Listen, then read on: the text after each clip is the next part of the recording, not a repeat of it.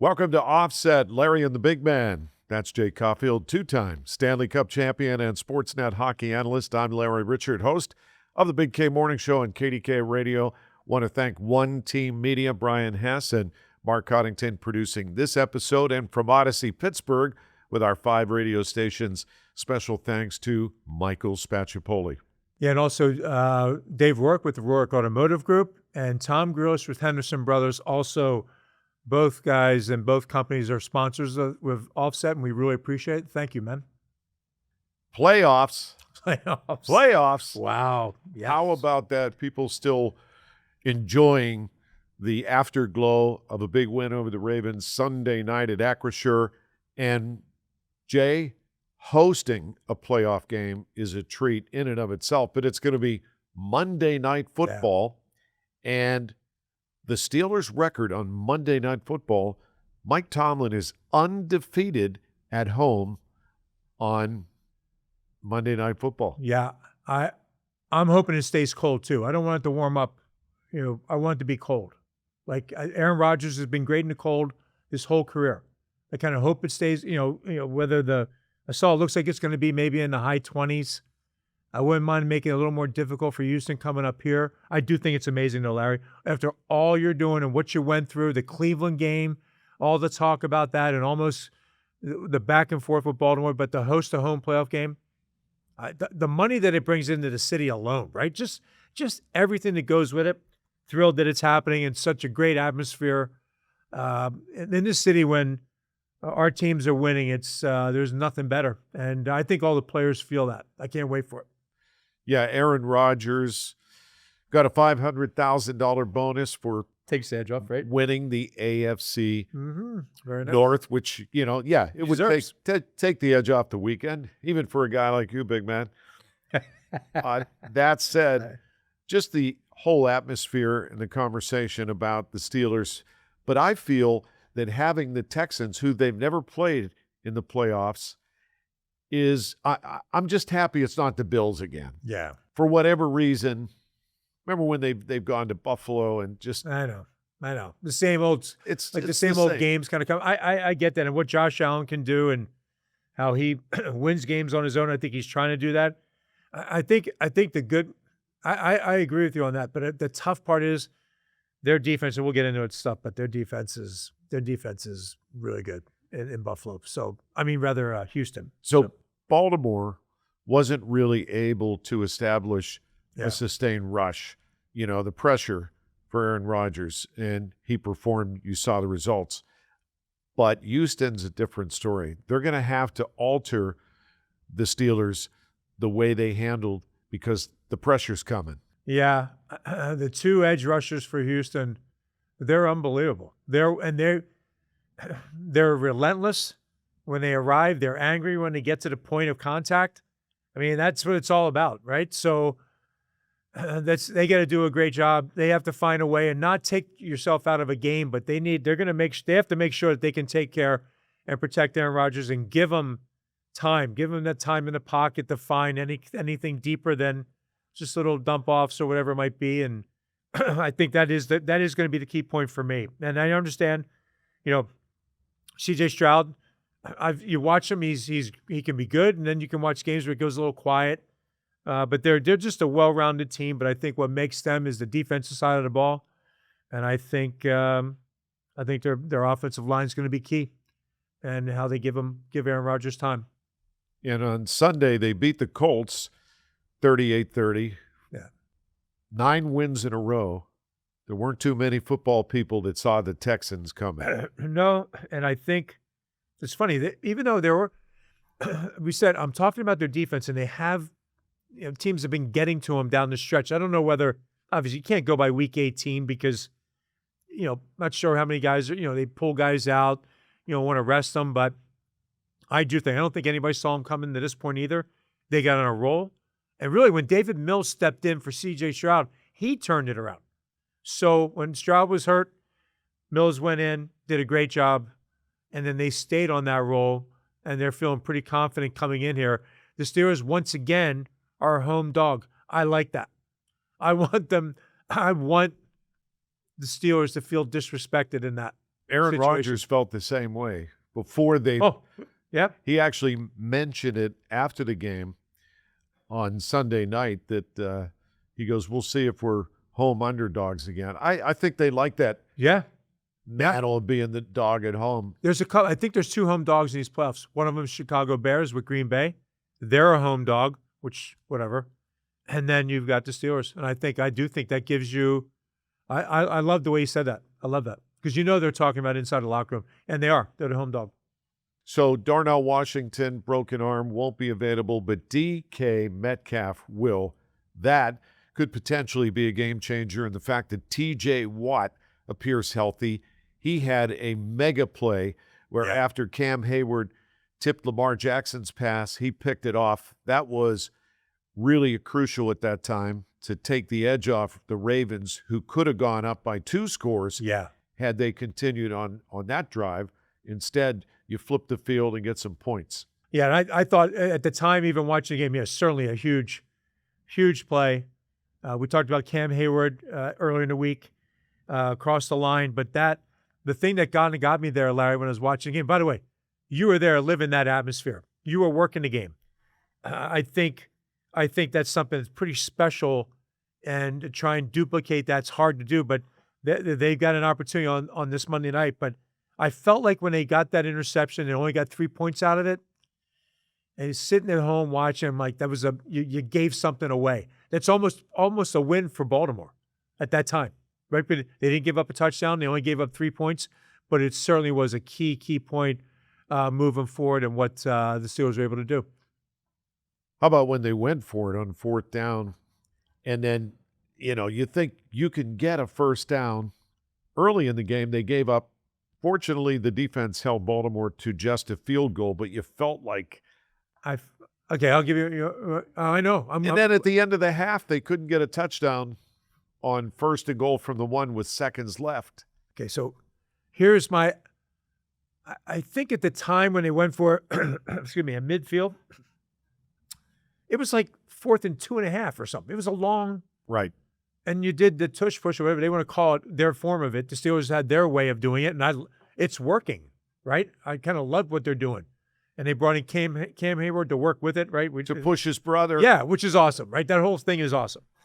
So they did that, but 2 to 2.5 yards is a long. As soon as you see everybody line up in there, helmet to helmet, you're going, that's difficult, right? But that was a long way. I didn't like that one, not because I said it even before. I was saying it even while they were doing it, like just play the field position game and punt it, get it deep, and then work from there. But they give up 3 points. So that's one where I think because of that they gave up 3 points. Then on the goal line, then that's where I would have done it. I would have done it then, right? And people, so I'm not opposed to what they going for at the goal line, but I didn't the play call. And again, not because they get shut down. I'm saying it before. Why didn't they go with the big guys at that time and do the push, which we saw work later on? That was my only thing. That was the only thing. Thank God they don't have to, beat that dead horse, if you will, over those things that you get the win and you can forget about. But there were 2 decisions that I didn't like, only because I think the play call, the one and the one in midfield, I thought it was a long way to do that play. You're taking the ball out of your best player's hands. You're taking it out of Aaron Rodgers' hands. 2.5. I would have loved to hear what Dan Marino would have to say about that one. Really, like what? 2.5 yards is a long way to do a tush push. Yeah. If you had 2 downs and you want to go once, twice, which we've watched Philly do that a lot. So that's just my opinion. I'm certainly glad we got through that. We don't have to, you moved on under the grace of God and under the holy water in the end zone, right? Yes. That's been talked about all week. It'll be interesting to see. I'm sure that Father Max, I think his name is, from up at St. Vincent. Yeah. Will be back for Monday Night Football. Incognito. That said, I love that Connor Heyward, who's a fullback, tight end / when I saw his brother Cam run onto the field, I was wondering, what is this? And then realized he's behind his brother pushing. Yeah. I don't know that that's ever happened in NFL history. Where a brother coming just in that scenario. I thought it was awesome. I think it was awesome. Like it was kind of fun to see, and the success that goes with it. That's when it produces, it's we all love it, right? Larry? We all love that. All right, so time to make your prediction. Wild card weekend, the finale, Monday night at Acrisure Stadium. Yeah, this is a tough one for me, but I'm going to go again. DK Metcalf back in the fold. Their defense is really good, as I just talked about. I'm going to go 19-17 Steelers. That's a weird number. I pick it's going to be hard to get. It's like I said it before. It's like when you get a block pull and you get, that's Jesus, that was a brutal number. But I'm going 19-17. It's a bad number. I kind of put myself into a little bit of a corner. Steelers are due for a playoff win. It's been a while. Yeah. And they're so good Monday Night Football at home. Yeah. The record is actually incredible. It goes even, not that it matters really, but there's something magic going on there. Maybe it is the holy water. I'm going to say Steelers win 24-21. Ooh, that's a better. Okay, that's smarter numbers. By the way, do you not like it? Do you not like it, Larry? Whenever you watch like the pregame shows, and there's 8 people going to make their picks, right? And they show 6 heads that are over top of Baltimore and 2 under. I love that. I don't want to see all 8 go Steelers because it never plays out. No. So go ahead, bet the other way. Go pick the other way again one more time on Monday Night Football. So Dave Ricchini is under the weather, and the previous week he was on a cruise with his bride, so we picked for him. We picked Baltimore. Actually, I did. Keep it going the same way. So I'm going to say Dave. If Dave was here, he would say, let's go with the Texans. He's going to say I love that. It'll be a defensive struggle, 17-14 Houston. You know what I'm talking about. I do. Right? It's awesome. Good job, Larry. All right. That's very good. Wild card weekend. Yeah. Let's talk about the top 5 teams the way you have them from each conference. I'll do NFC. You do AFC. All right. Do AFC first. AFC? Yeah. New England, I still think, is the team to beat. Denver, the Jags are on a roll. The Texans are on a roll. Yeah. And the Bills, they could make a run, but I have them as 5th. So it's Patriots, Broncos, Jaguars, Texans, and Bills. Yeah. Okay, so I got Denver 1, right? New England 2. I've got Jacksonville 3, Houston 4, and I'm going with the Chargers on this one. I'm going to go to the Chargers instead of Buffalo. Wow. I know. I just think the defense, look, their line's decimated in LA Chargers as well, but they get a quarterback that is really good too, athletic and all. But their defense, I'm going to say their Chargers defense is better. Why move them in the 5th position of defense? So that's my AFC. But we're close, but I got the difference at the end. 1 and 5 are different. All right. How about on the other side, the NFC? Yeah, man, I watched Seattle. We just watched Seattle manhandle the 49ers in their home on their home turf. They dominated them. And they looked in all phases of the game, they were better. So I have Seattle number 1. I'm going with Rams number 2 because Nakua, your receiving core is to me is unrivaled when they're healthy, right? So I'm going to go with the Rams 2. I like you. I'm gonna follow you last week. I'm gonna put Philly 3 because they're the defending champs, and until somebody takes them out, that's it. They're 3. I got the 49ers 4th, and I can't put Green Bay in there. After getting runner, I'm gonna put Chicago 5. Well, I've got Seattle. I still believe in the 49ers, even though they looked outmatched. Yep. That's not going to be the case. I was surprised the Eagles lost, but I still have them 3rd. And then Rams, Bears. Yeah. By the way, the Rams, when I was saying that about the Rams too, I talked about Nakua. but Devontae Adams is going to be healthy back. That's their receiving core is outstanding. So that's what I was getting at, like a little bit. But I think it could go. I think it's. I feel like it's so wide open this year. Like it's just there's going to be the time. There's no Patrick Mahomes. The Kansas City Chiefs fell right off the map completely with when he was gone. But Patrick who? Yeah, good point. I know. That's how quickly the stars fall. Wow, it is unbelievable. So yeah, wide open, great choices. Well, it's amazing. What I've found amazing since we've been doing this, Larry, truly how it changes from week to week. Like, look, I had Tampa Bay on the NFC side for the first weeks of the season. I had them up top in the top 5 because they played. They were the aggressive D, their running game, Baker Mayfield. And now they don't even make the playoffs. They go on such a bad skid. Well, how about Detroit? Oh, yeah. They look like there was talk about Super Bowl appearance, and they just fell off the map. Injuries, and they lose a coordinator who's now the head coach of Chicago. It's all right. They did fall off the map. Yep, I agree. Right. All right, time for the legendary Big Man Blitz. This is where Jay Caufield digs deep, finds something that really rattles his cage. That's right. He has to expurgate that. Yes. Yeah, Larry, thank you for that intro of that. I am going to go back in time a little bit. I am going to go to when the New York Jets and Aaron Glenn disrespected Aaron Rodgers when he flew cross-country to meet with them. And within 5 minutes of his meeting, they told me they had no interest in him. Like, you had him fly cross-country to meet. By the way, and to me, one of the best quarterbacks ever.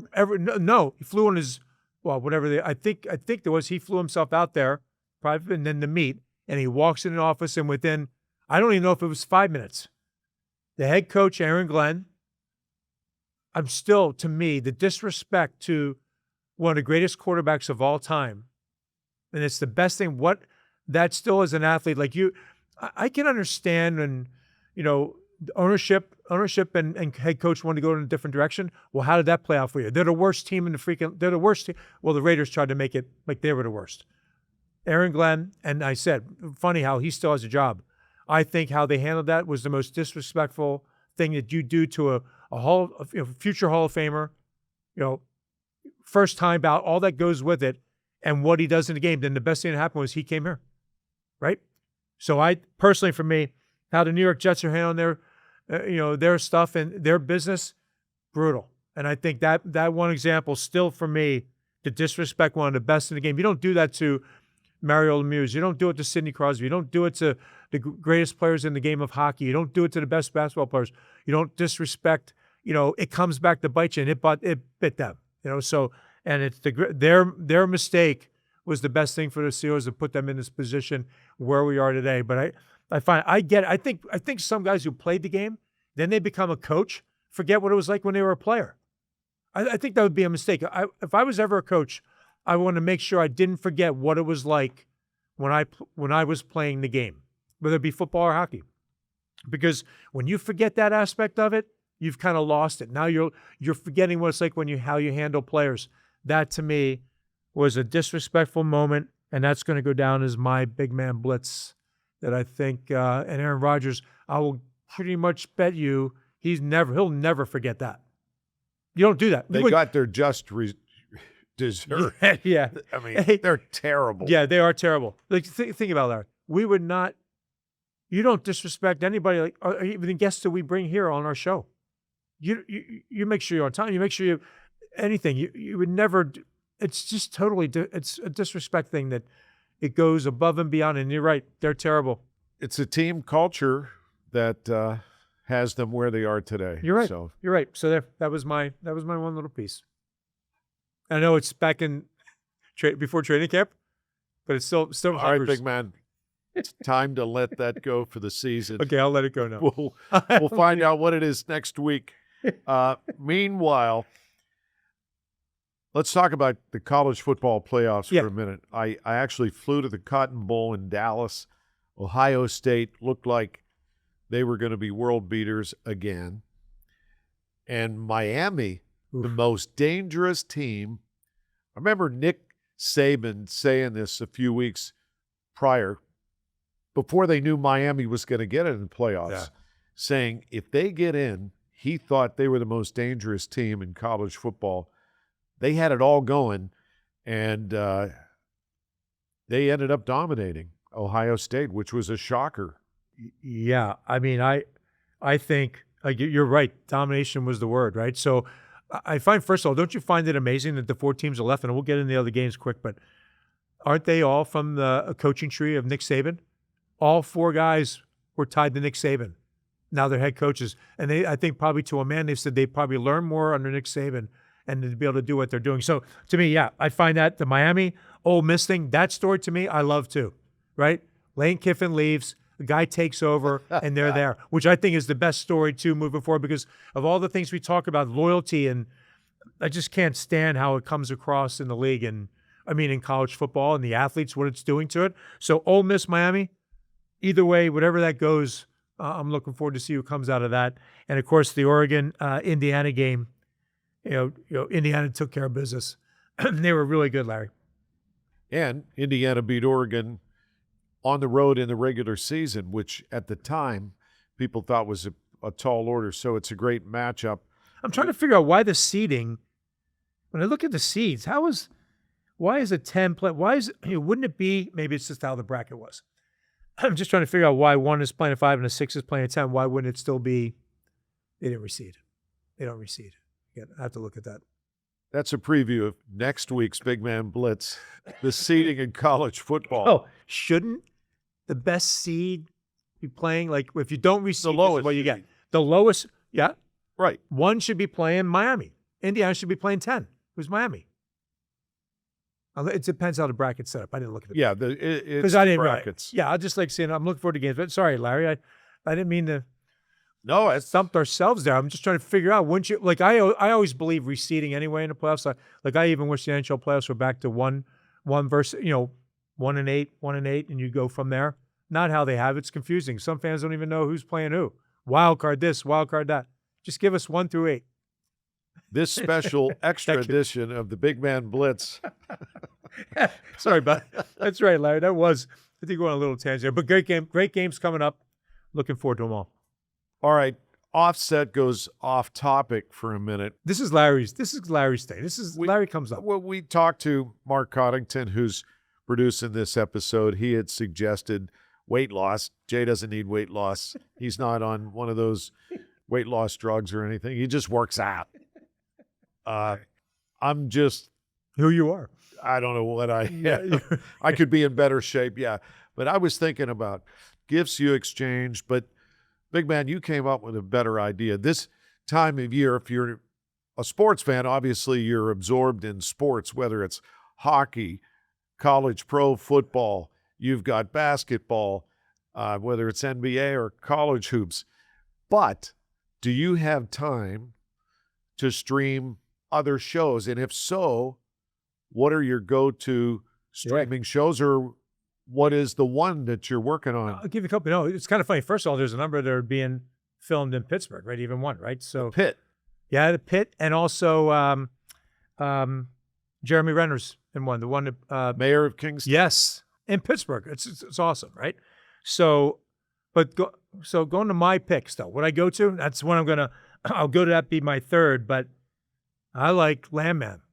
Landman, and my second one that I follow up is Tulsa King with Stallone. I love it. Now you got to be that. I just like what he does. But so Landman, and then I go to Tulsa King. You know what I mean, Jay? Yeah, he's just himself. I believe he's the same guy in every movie, and that's okay. Yeah, it is okay. So they're the two I like, and then what's Landman about? Oh no, the oil fields in Texas. Okay. Oh, it's pretty good. So it's kind of like a Yellowstone later with oil fields. In fact, I believe Yellowstone, the same guy who created that. Yeah. So see, you need to start watching, Larry. All right. Okay. So currently, I'm not streaming, but I will be. Check it out. The second season of The Pitt.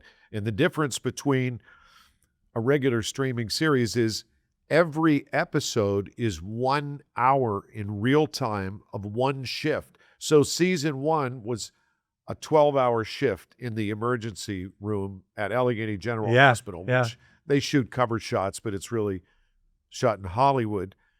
But Noah Wyle is the big star, and it was a smash hit.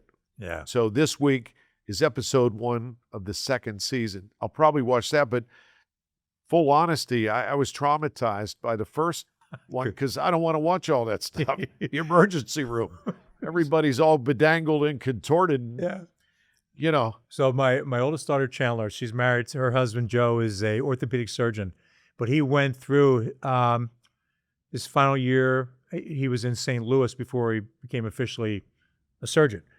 And it's not, what you're seeing is pretty accurate. He said that? Yeah. Yeah. That's If you're in that part of the, your role, whatever, in the emergency room area. Yeah. So Chandler and Joe, they can watch it. I felt the same way. I don't know if he likes, that's like coming back to your work. Yeah. Right. So I like felt people the who same. work in a restaurant and go there on their days off to eat. Sometimes you need a little separation. So, like if The pit was hard to take. Yeah. I agree with that. But you got to watch the other ones I talked to. You watch Landman, then we can continue this conversation. Yeah. I've got family members that are all about Stranger Things. It's like the 5th. Yeah. I saw a little bit of that before. Yeah, I know. It's a little too bizarre, but this reminds me of my wife with Walking Dead. So I get up at 3 a.m. on weekdays for my radio show, and I'd be walking through the family room about 9 o'clock at night on a Sunday when the new episode was coming out. And all I would hear would be, and I'm like, this zombie thing. I'm like, what? Why are you watching this? So, there's been so many. Think about the series. Think about how it's all changed the dynamic of what we're watching on TV, to be able to pull out so many different things. There's so many others, like the series over time, I just think it's changed. It's certainly changed how we all watch, what we do. But, and then I even forget so many of them until it comes back up and go, oh, that was a great Justified. You ever seen Justified? no. No, watch Justified. In fact, the first episode of Justified is really good. It was filmed right down by when they were building PPG Paint at the top, PPG Paint's arena. It was right there on 5th Avenue. And Is it a series? it was a series. Yeah, you should. That's another one. It's an older, that about? couple years old. It was on FX. That one was on FX. Justified. It's a cop. He's justifying why did he kill some guy, or justify why did he take a guy out. There's another one, Larry. Watch Justified, Landman, and Tulsa King when you want to do Side Stone. I just remember. Chandler, again, it's one that the girls liked. Oh, I love it. I just remember Sylvester Stallone, First Blood, when he goes, in town, you're the law. Out here, I'm the law. Let it go, or I'll give you a word like you won't believe. Larry, it's really pretty good. Not like Frank Caliendo, by the way, who will be on a special edition of Offset. He's an unbelievable impressionist, does John Madden and John Gruden and a bunch of other people. So look for that.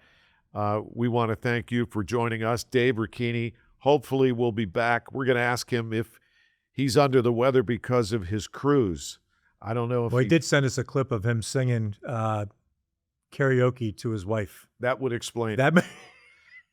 Maybe it's pretty good that he did. It's pretty great that he sent it to all of us, that we saw, I want to download one of those AI things where you talk into it and then you can have it sing in your voice any song, make it sound like it's you singing. It's a bold new world. We want to thank, first and foremost, you for checking out Offset and our podcast. Tell your friends and please share it on social media. And One Team Media's Brian Hess, Mark Coddington producing this episode. And from Odyssey, Pittsburgh, my employer, Michael Spacciapoli. Also, Dave Rourke with the Rourke Automotive Group, lifetime state inspections, lifetime oil change, engine warranty. They do a phenomenal job from beginning to end. And also Tom Grealish with Henderson Brothers. And Larry, you have a little bit more to add on the Henderson Brothers story. When it comes to protecting what matters most, your business, your people, your future, it's more than an insurance policy. It's Henderson Brothers since 1893. Experience the power of partnership with HendersonBrothers.com. We also want to give you a chance to take part in something really special coming up January 24th. If you grew up watching the Steelers and I'm a native, obviously. I did, you did. This night's for you. 50 years after Super Bowl X. It's called Curtain Call, a 50-year celebration of Super Bowl X, live in person with the legends who made it happen, including Mean Joe Green, Jack Ham, Rocky Bleier, John Kolb, Larry Brown, Craig Bingham, Moon Mullins, J.T. Thomas, John Banaszak, Randy Grossman. How about Dwayne Woodruff, the judge? All going to be there. VIP meet and greets available, or grab a general admission ticket. It is Curtain Call, and we hope you can join the guys that made history here in the city of Pittsburgh. So, Big Man. Awesome. Larry and the Big Man. That's Jay. This is Offset, and that's a wrap.